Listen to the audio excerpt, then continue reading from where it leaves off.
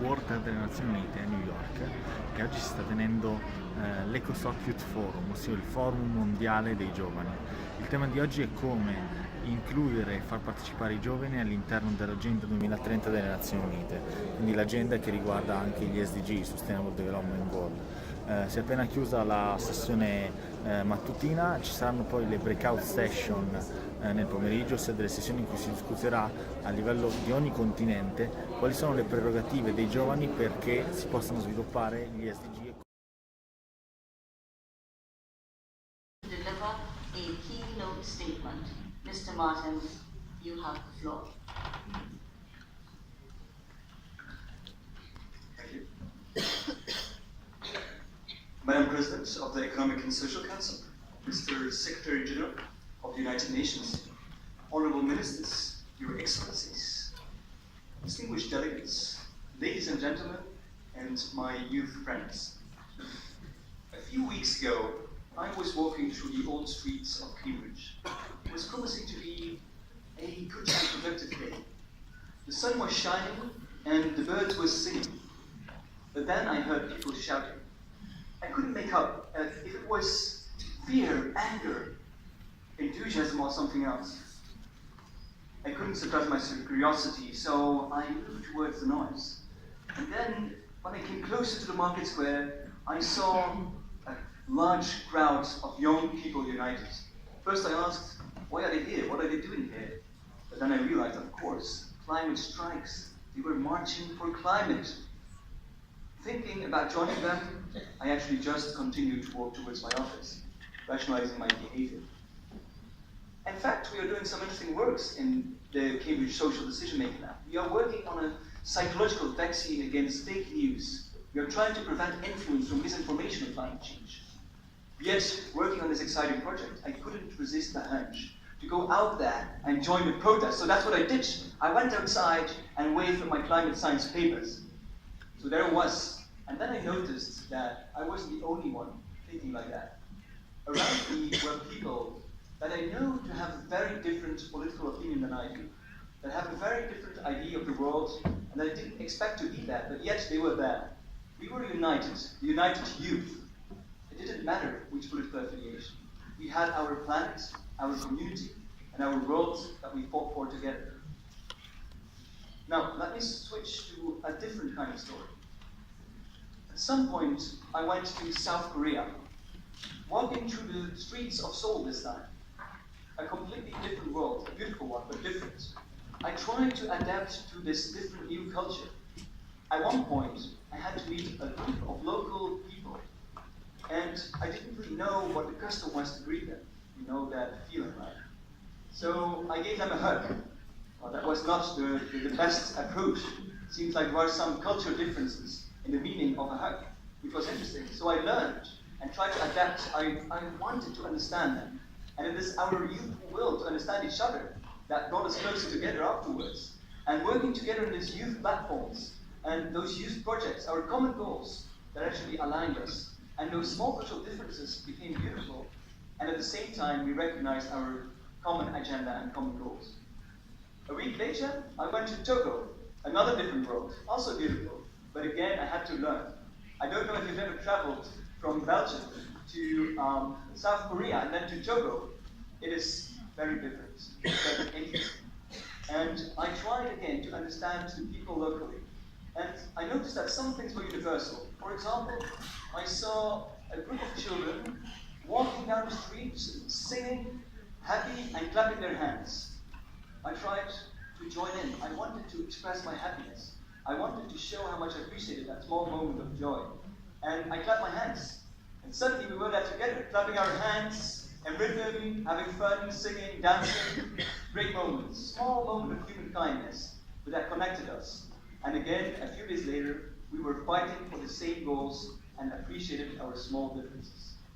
So these were stories of intercultural understanding and communication that led us beyond those first small barriers to real common understanding and common power to fight for our common goals. Now, let's move to this room here, the ECOSOC Youth Forum. We are here with a very diverse group of people. In fact, I've been around here for some time now, and I've met many of you, and I know that many of you have an entirely different opinion about the world and different approaches. It is actually this heterodoxy in opinions that makes us so strong, that makes us so unique in tackling sort of global problems. And if we look at our agenda, our global agenda, the work we've done here, we've realized much, and we can know and realize and feel how united we are on this agenda. Now, this ECOSOC Youth Forum doesn't end here. It's not a 2-day forum. No, it goes on tomorrow, next month, next year. We are here, and you go back tomorrow to your home country, or here in New York. It is not the end, it just starts. We have to implement those changes, unite in the networks we created, and be sure that we are represented everywhere. We moved the ECOSOC Youth Forum closer to the HLPF and the SDG Summit. So we better make use of those high-level places we can actually raise our voice. Now, unite yourself in youth organizations, in youth networks, regional, local, and global. If your country does not have a youth delegate program yet, try to make one, work together with the ministers to establish one. If your youth council does not have an SDGs committee yet, make sure there is one. Act and fight, proactively create your seats at the negotiation table, and we as a united youth can fight together. Then, Your Excellencies, the world is changing at a fast pace. An enormous rate of new problems arise, and we have to solve them with new solutions. Many of the old ones didn't work. We have to be able to think with novel concepts such as the circular economy, behavioral insights, and many other things such as new technologies. The youth can help you enact those changes, but it is not you that has to work for the youth, or we that need you, or you that need us. It's our planet, our common goals, the global agenda that we share, that we fight for. So it's important to make sure that we implement this youth strategy and have empowered youth that is educated around the negotiation table as equals. Now let me finish with one of my favorite quotes, and it also captures the essence of my story here. It's a quote from Lilla Watson, an indigenous Australian. Quote open. If you have come here to help me, you are wasting your time. But if you have come because your liberation is bound up with mine, then let us work together. Thank you.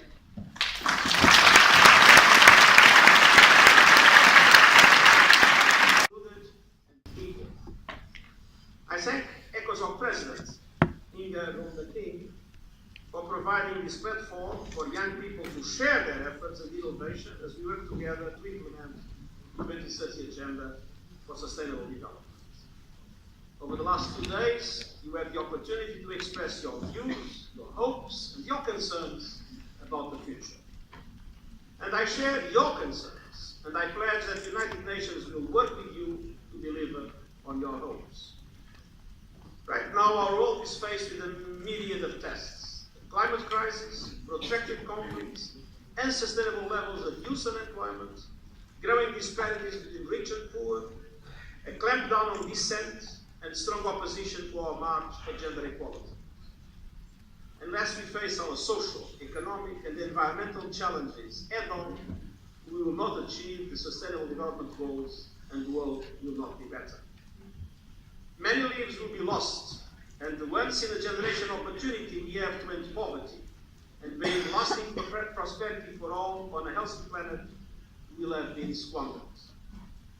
Each of these challenges has one common denominator: the need for those in power to live up to their responsibilities to do what is right for people and planet alike.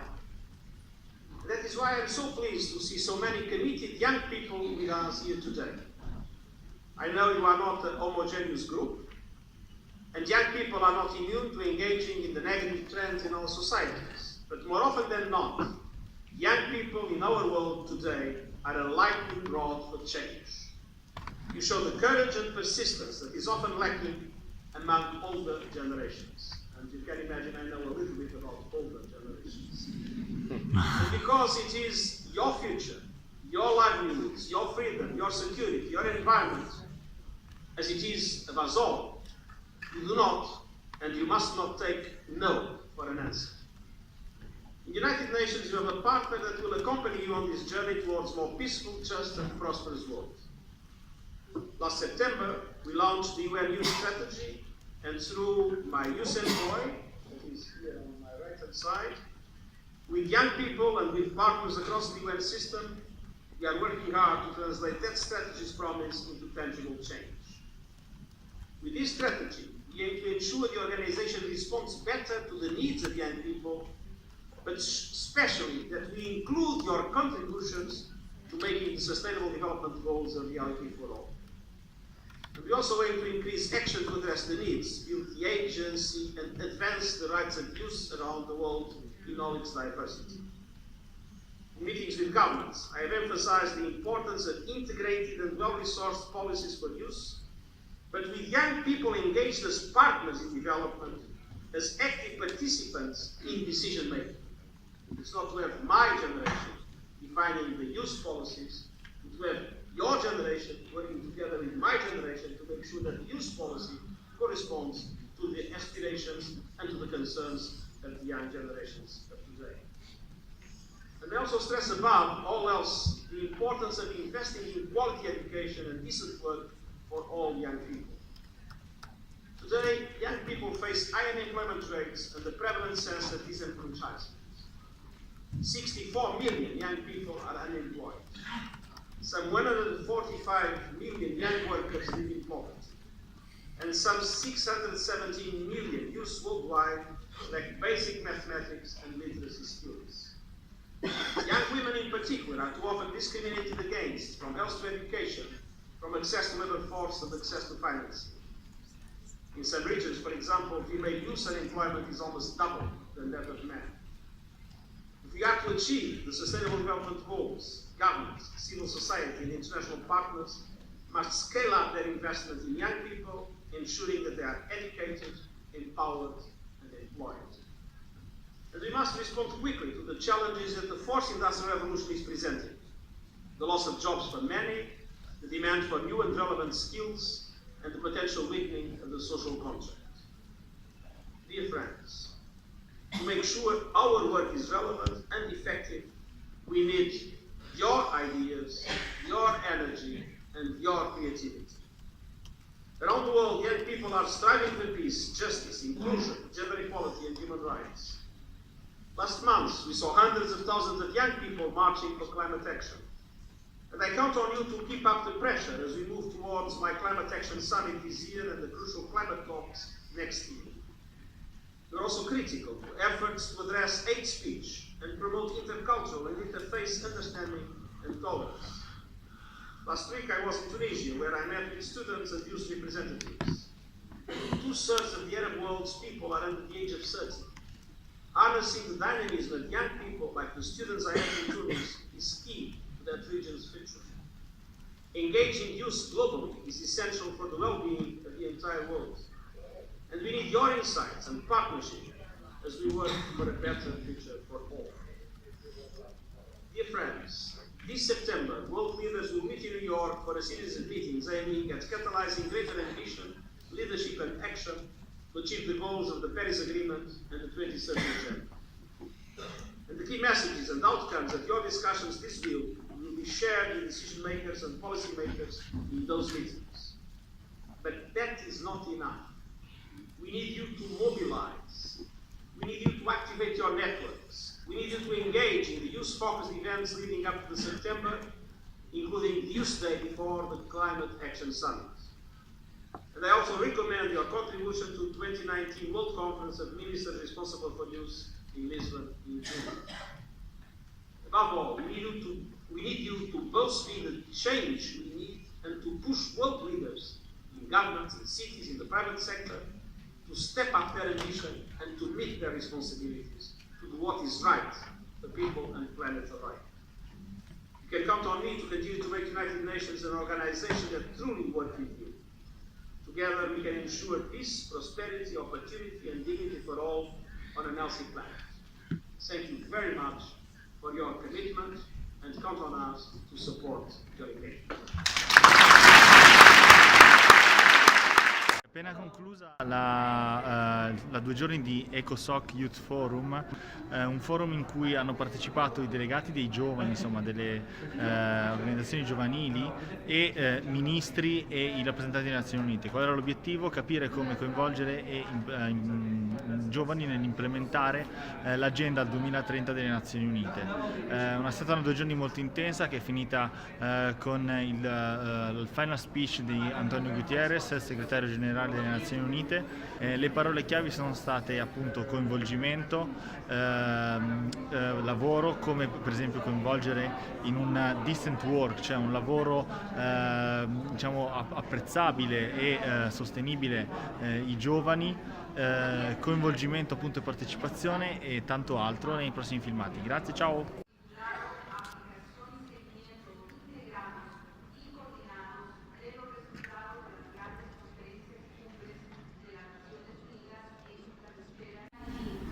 The Secretary of Labor of the United States, opened the first ever session of the International Labor Conference saying that our homes are your home, and we want you to feel that you're not strangers at game, but partners.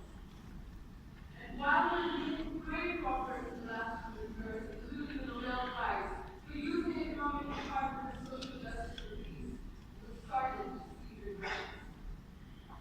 There are too many countries in the world today that have shut those gates, become strangers, and are interconnected at a codependent world. Excellencies, Secretary General, President of the General Assembly, heads of states and governments, distinguished guests, and our dynamic young people in Belgium, it is my honor to be here with you today. My name is Amatya. I'm from Nepal, and I'm speaking on behalf of the United Nations Major Group for Children. We're the General Assembly mandated youth engagement mechanism at the UN, originally created in 1992 as an outcome of the Gender Equality. And these words come from a constituency of over 7,000 youth-led entities from over 170 countries and territories, from local informal grassroots groups to large youth-led organizations, some even older than the UN. And despite our failing education system, we've done our work. The constitutional dialogue opens, stating that universal and lasting peace can be established only and only if it is based upon social justice. Secretary Wilson echoed this, saying that war is good. And yet, globally, we spend a combined of $1.7 trillion on our military. Our economic models cannot tell the difference between the production of weapons for mass destruction and instruments for well-being. Our economic models see rises in executive pay as more beneficial than rises in workers' pay, which is why wages continue to stagnate and have stagnated despite massive rises in production.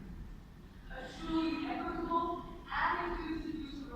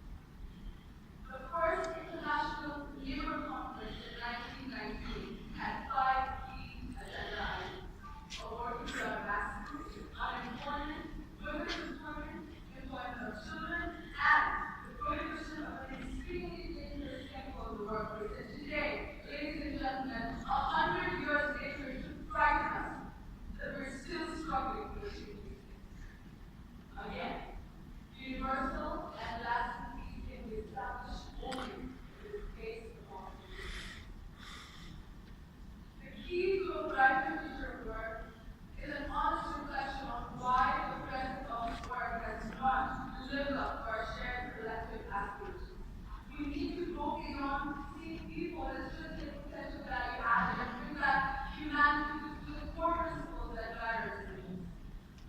Our call to action, young people's call to action, is very simple. We all must work together, all peoples, with each other, for each other, for a just and peaceful plan. And together, we can make it work. We call on you to call on us. Either way, we're moving forward. Thank you.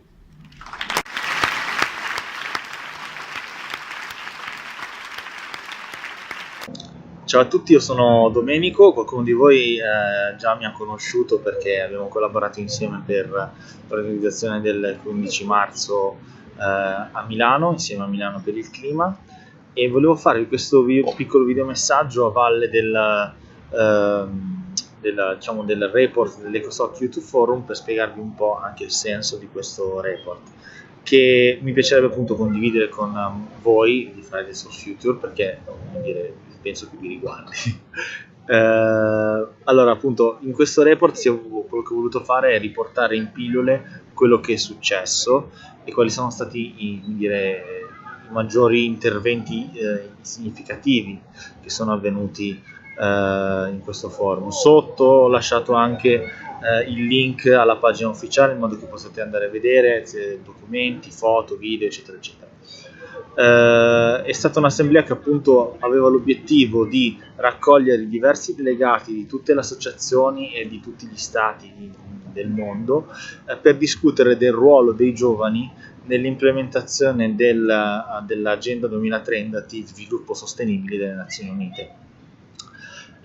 Ho assistito anche alla vostra assemblea, all'assemblea costituente di Fridays for Future, e innanzitutto vi faccio i complimenti perché siete stati strabravi, avete creato veramente un momento in cui fare uno scambio di opinioni, di vedute, avete addirittura fatto un manifesto finale e questa è stata una grandissima cosa, e vi dico per me che io sono un pochettino forse più grande di molti di voi e da un po' di anni che mi attivo nel campo, diciamo, come attivista nel campo ambientale del cambiamento climatico. Ho seguito la COP di Parigi, la COP 21, la COP 23, la COP 24. È un po' di tempo appunto che mi interessa del tema e vedere che ci sono tanti ragazzi un pochettino anche più piccoli di me mi dà speranza. Significa che il lavoro che tante associazioni già da tempo stanno facendo e quindi dire, tanti media stanno facendo sul tema è servito a qualcosa ed ha un futuro. E in questo senso io vorrei anche dirvi 2 o 3 impressioni, vale appunto sia del forum sia dell'assemblea,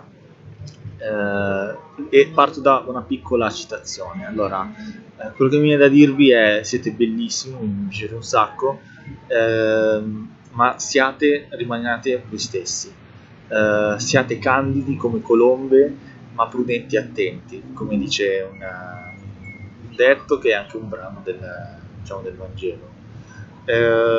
Questo perché? Perché vedo in molti di voi veramente la purezza del messaggio e la purezza dell'intenzione. Mantenetela pura così, perché quella è quella che fa la differenza, è quella che fa il cambiamento. Cercate per quanto possibile di non lasciarvi troppo irretire da messaggi che non sono altro che quelli del cambiamento climatico. Rimanete in questo abbastanza, innovativi e indipendenti voi stessi. Detto ciò, non esimetevi dal avere dialogo con chi vuole veramente dialogare con voi. Provate a riconoscerlo un po' con questo principio: chi è con voi è per voi, diciamo. Se qualcuno si capisce quando qualcuno vuole dialogare veramente con voi, cercate di riconoscerlo. e con queste realtà non chiudete il dialogo, perché è importante nel tema del cambiamento climatico lavorare assieme, lavorare in rete. Uno dei principi cardini dell'accordo di Parigi e delle negoziazioni è il dialogo TALANOA. Cos'è il dialogo TALANOA? È una metodologia di ascolto delle opinioni di tutti, che si basa sul principio che siamo tutti sulla stessa barca, cioè questo pianeta lo riusciamo a salvare se lavoriamo tutti insieme nella stessa direzione e coordinandoci. E in questo senso il dialogo è fondamentale, soprattutto per chi lavora sullo stesso campo. Quindi appunto siate candidi, quindi siate aperti anche al dialogo, ma prudenti chiaramente. Insomma, adesso, come dire, avete molta attenzione mediatica e questa attenzione mediatica è sicuramente un pro, ma va gestito. E infine vi lascio, come dire, una piccola poesia che a me piace molto, diciamo, è una poesia che racconta di come mantenersi se stessi, ed è il messaggio un po' che voglio darvi. Si chiama Se, è di Rudyard Kipling, la posto qui sotto, e adesso qualche frase ve la faccio girare anche come sottotitolo. Bene, un abbraccio grande e un grosso in bocca al lupo a tutti voi. Spero di collaborare il più possibile con voi in iniziative, in azioni, e niente, grazie e buona giornata.